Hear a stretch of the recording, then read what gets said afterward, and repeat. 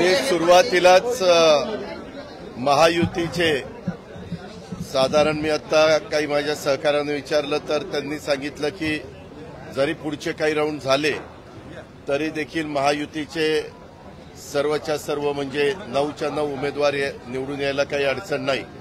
पहिल्या राऊंडमध्ये तर किती उमेदवार निवडून आलेले ते आपल्याला सगळ्यांना माहितीच आहे आणि एकंदरीतच ही निवडणूक सगळ्या जनतेचं लक्ष होतं, महाराष्ट्राचं लक्ष होतं।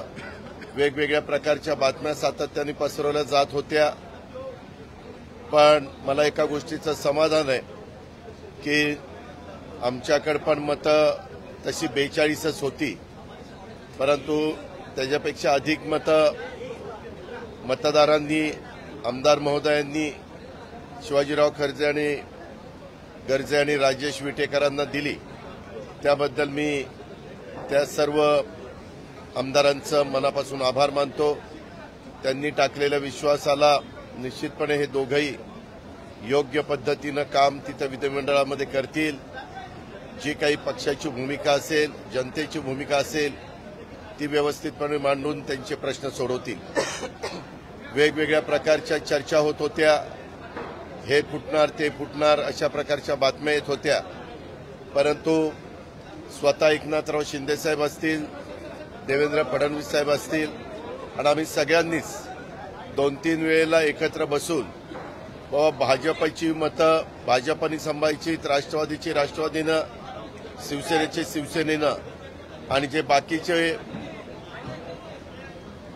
मतदार आहेत, आमदार आहेत, त्यांना सगळ्यांनीच त्या ठिकाणी आपल्याकडे खेचायचा प्रयत्न करायचा नाही किंवा विनंती करण्याचा प्रयत्न करायचा नाही।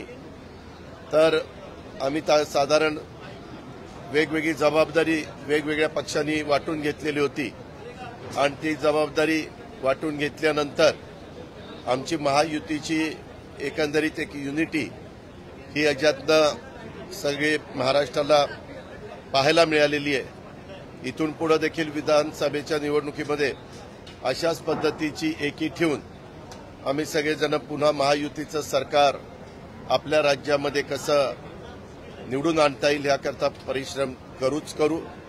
परंतु ज्यांनी मतदारांनी महायुतीच्या उमेदवारांना मतदान केलंय त्या सगळ्यांचं मी आभार मानतो, त्यांना मनापासून धन्यवाद देतो। निवडून आलेल्या सर्व उमेदवारांचं मनापासून कौतुक करतो, मनापासून अभिनंदन करतो। खरं आम्हाला वाटत होतं की निवडणूक बिनविरोध होईल, परंतु अचानक एक ॲडिशनलचा उमेदवार आला आणि त्याच्यामुळं निवडणुकीला एक वेगळ्या प्रकारची रंगत चढली।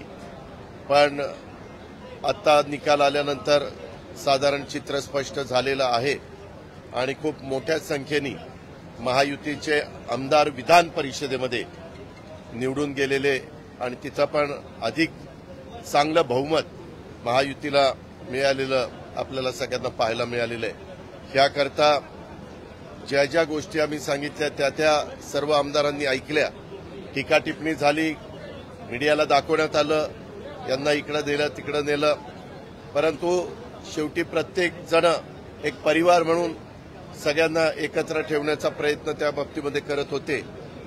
कुठेही वेडेवाकडे प्रकार न घडून देता अतिशय लोकशाही पद्धतीनं ही निवडणूक पार पाडण्याचा प्रयत्न आम्ही महायुतीनं केला आणि त्याला चांगलं यश मिळालं। त्याचा मनापासूनचा आनंद आणि मनापासूनचं समाधान मला आहे, माझ्या सगळ्या कार्यकर्त्यांना आहे, आमच्या सगळ्या आमदारांना आहे, आमच्या सगळ्या सहकाऱ्यांना आहे, महायुतीला आहे।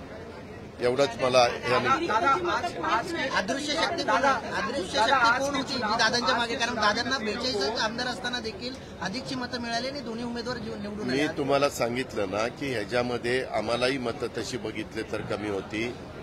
आपले स्वतः एकनाथराव शिंदे साहेबांना पण तशी मतं कमी होती, परंतु जे अपक्ष असतात, जे इतर काही छोटे छोटे तिथले पक्ष आहेत ते असतात। आता बच्चू कडू साहेबांनी तर तुम्हाला सगळ्यांना सांगितलं की मी ह्यावेळेस माझी दोन्ही मतं शिवसेनेला दिलेली।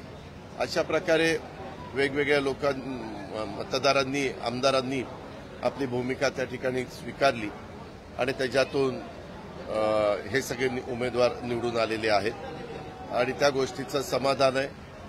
मी खरोखरीच सगळ्यांचं मनापासून आभार मानतो. मनापासून ह्या सगळ्या उमेदवारांचं अभिनंदन. देखते हैं आपके ऊपर बहुत सारी टीका टिप्पणी हुई कि बहुत सारे वोटर फूट रहे हैं, विधायक इधर से उधर जा रहे हैं. उसके बाद आज का चुनावी नतीजा किस तरीके से देखते हैं? हमारे पास टोटल वोटर थे 42. हमारे कैंडिडेट को वोट मिले 47. तो इसीलिए हमें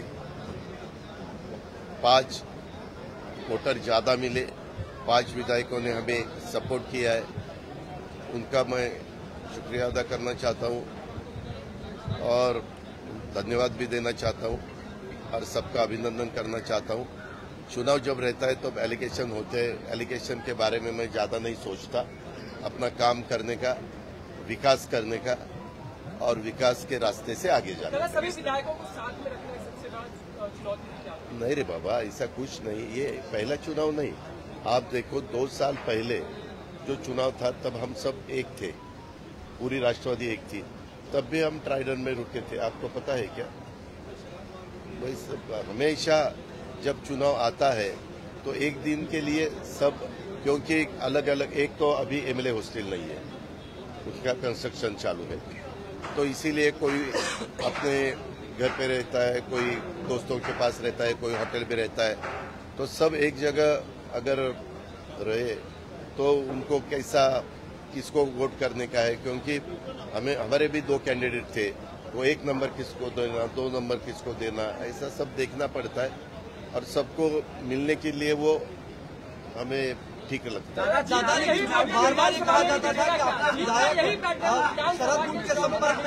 हम जरूर उसके वैसा ही हमारी कोशिश रहेगी. महायुति का विधानसभा में भी ऐसा ही यश मिलना चाहिए, ऐसी ही सफलता मिलनी चाहिए. इसीलिए हम पूरे जान लगा के काम आपने कहा कि तीनों प्रमुख नेता बैठ करके इस आंकड़ों की गणित में किसको कैसे देना है, चुनावी गणित सही तरीके से सटीक बैठा क्या? हाँ, बराबर है. 3 दफा मैं, एकनाथराव शिंदे और देवेंद्र जी फडणवीस साहब 1 दफा वर्षा पे बैठे थे, 1 दफा यहाँ ही इनके चेंबर में बैठे थे. अलग अलग जगह हम 3 दफा बैठे थे और तीनों दफा हमने ये सोचा था कि हम जिस विधायक के लिए काम करेंगे वो बीजेपी और हम और शिवसेना तीनों मिलके नहीं, हम किसी के ऊपर काम करेंगे, रिक्वेस्ट करेंगे. कोई रिक्वेस्ट बीजेपी वाले करेंगे, कोई रिक्वेस्ट शिवसेना वाले करेंगे. ऐसा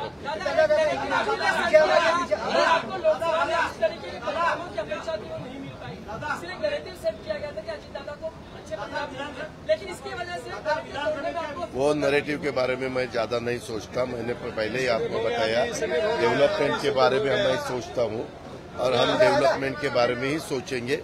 आगे भी डेवलपमेंट के विचार करके ही आगे जाएंगे.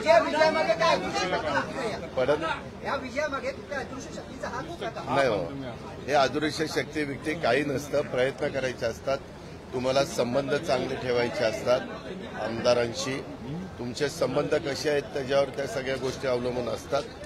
आमच्या सगळ्याच सहकारी मित्रांनी त्याच्यामध्ये चांगल्या प्रकारे काम केलं आणि आम्हाला ज्यांनी शब्द दिले त्यांनी आम्हाला मतदान केलं, ह्या निकालावरून दिसतंय. त्याच्यावर आम्ही सगळ्यांचे मनापासून आभार मानतो. धन्यवाद.